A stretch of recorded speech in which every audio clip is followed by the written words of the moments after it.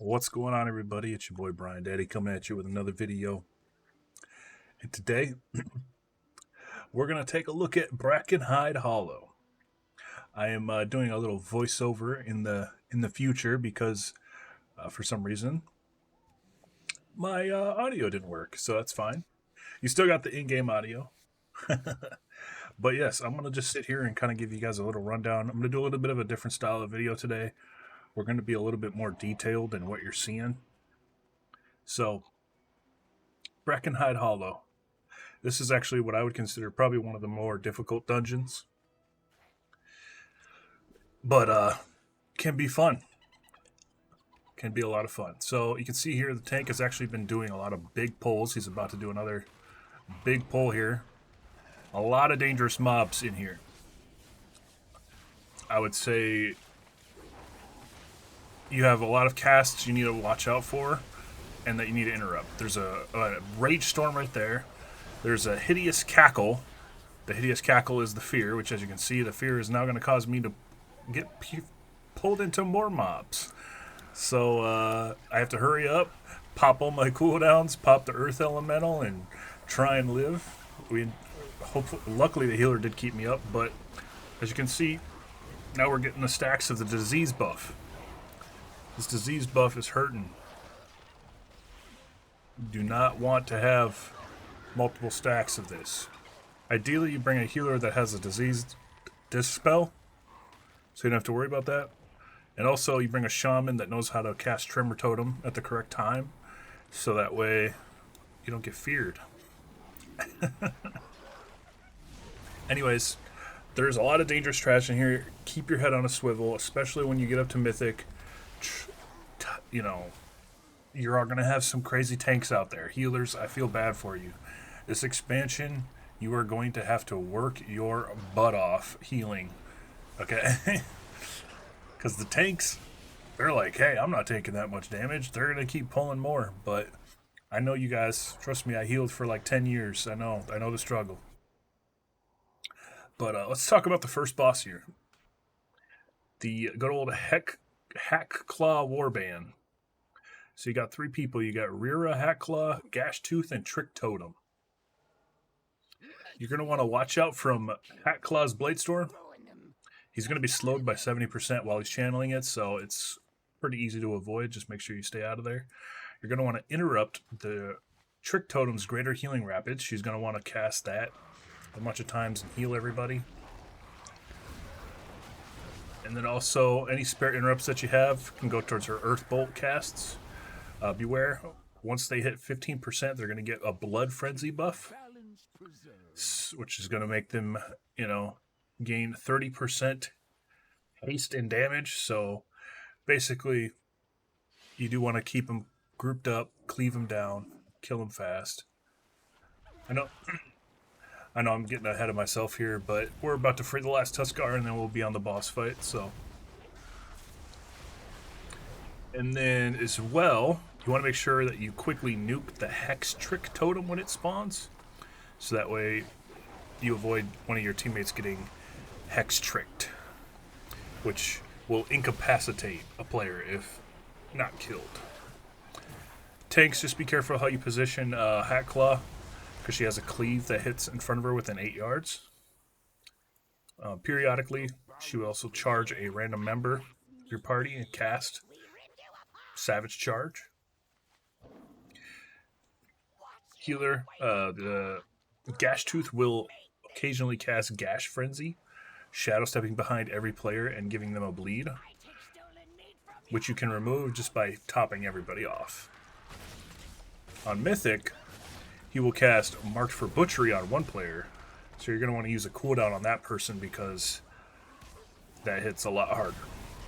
So here we are. We are finally pulling the boss. You can see she's sitting back there casting. I did get one of the Earth Bolt casts to get him in there. So now we got him nice and stacked up for a cleave, but now he's doing his Bladestorm, so not ideal. You kind of want to bring them all down together at one time. You don't want one to be at a lot more health.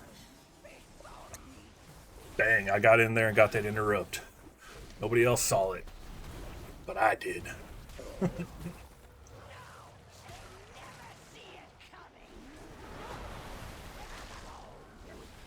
wrap this up. Kill them while they're enraged. It's all good. And we got lucky. We got a ring. Hoggers. So, as we go ahead and make our way to the next boss, you can actually choose which boss you want to go to next. But it appears that most people are going to Gut Shot next. Makes the most sense on the pathing. So you're going to see a lot of mobs here. You're going to see Flesh Ripper Vultures. Its only ability is a Screech. You're going to want to interrupt that. So that way you don't get interrupted and get dealt a crap ton of damage. There's Gut Chewer Bears. You're going to want to avoid getting mauled. There's also Rotten Bow Stalkers. They're the ones that have a lot of buffs and shooting abilities. They're going to be hard to group up. So if you have a Death Knight tank, this is, a great area for you. Also, make sure if you are a skinner and you're sitting here trying to get all these skins, that you also don't get locked out of this little gauntlet event. It's not really a super long one, but as you can see, the door shuts and I'm like, uh-oh. I thought I got locked out of the boss fight, so that would have been bad. Moving on, after you've cleared that little room there, you go on to Gut Shot. So right from the beginning of the boss fight, he spawns with 2 hyenas next to him.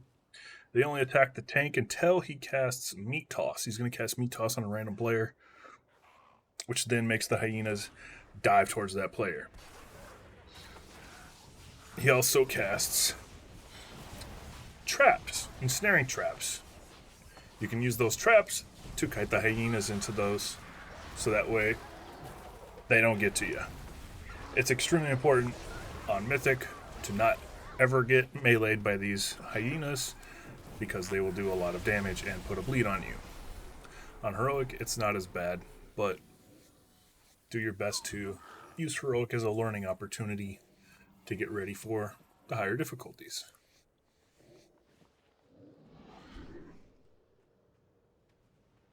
As you can see here, we're pulling our last couple trash packs. AoE them down. You are going to find that you're going to see a lot of the kind of same classes kind of pop up when you're doing dungeons in terms of AoE. The strongest AoE classes right now are probably Demon Hunter, Monk, Enhancement Shaman,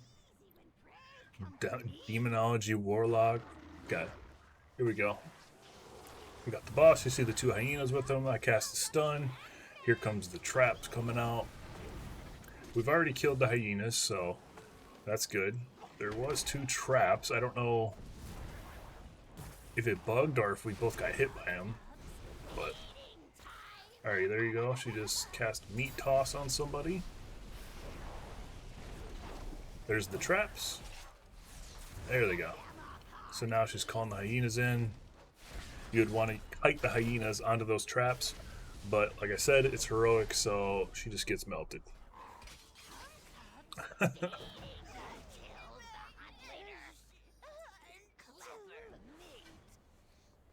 Alrighty, and now you make your way onto Treemouth.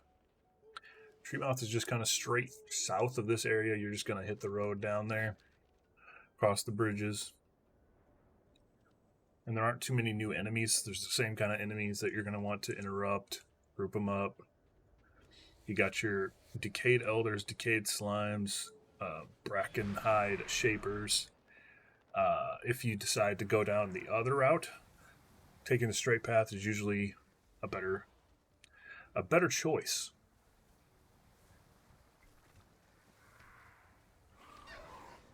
Alrighty, so for tips and strategy for Treemouth here, he's going to periodically regenerate energy, and once he reaches 100, he's going to cast Grasping Vine.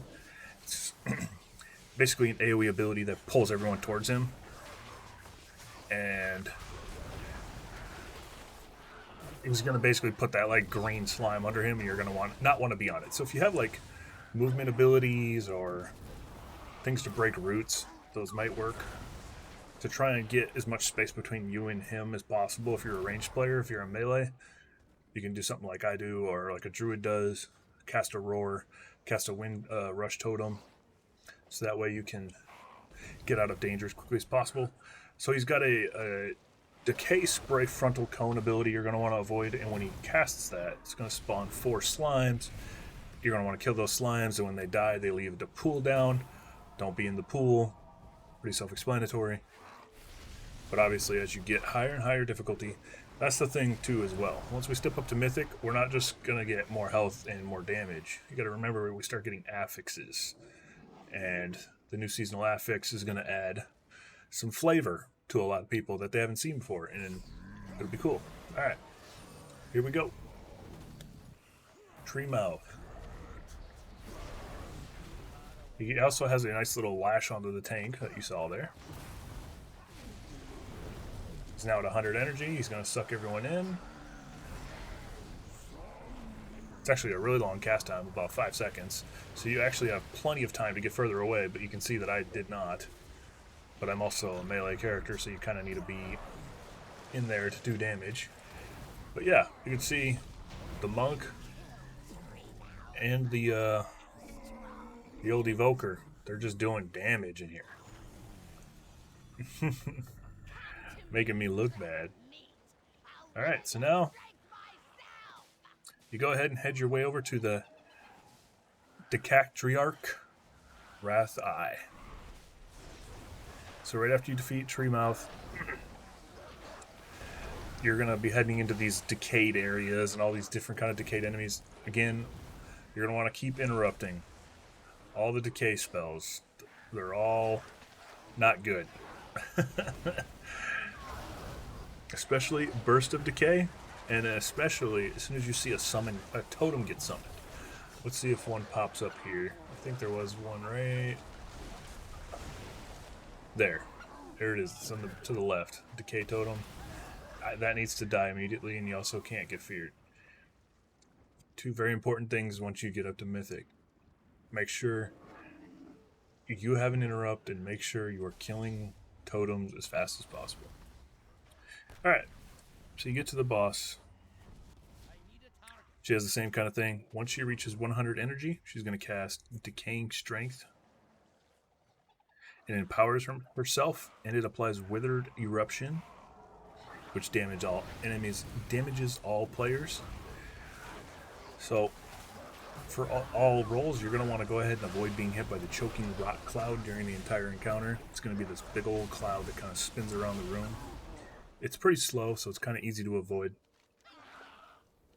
Once you step up to, you can actually get, when you get hit by it too, you also get a debuff called Withering Rot, which does damage to you and also makes you do less damage. And on Mythic, if you get hit by that, it's not going to expire until she absorbs the Decaying Strength. So basically, if you get hit by it, she won't get rid of your debuff until she hits 100 energy. So ideally, you don't want to do that, because if you're lowering your damage and taking damage on a Mythic boss, yeah, not good. Going forward, yep, you're going to have these little Rot Burst totems as well that she's going to summon. Go ahead and kill those immediately. If you're a tank, go ahead and pull her to that totem and cleave it down. You'll see that there goes that big AoE cloud, the Choking Rock Cloud. Do your best to avoid it. Here comes the totem. It shows you where it's... Okay, we did get an ad on the boss fight. Not ideal. So now you guys know that in the future, there are pats, so you're going to want to make sure you clear those out before pulling the boss. But yeah, it's pretty self-explanatory. I just wanted to give you guys kind of a little guide video, a little bit more hands-on, because I know usually I just kind of react to what's going on. And yeah, let me know if you guys enjoyed that. And thank you everybody for watching, and I will catch you all in the next video. Peace.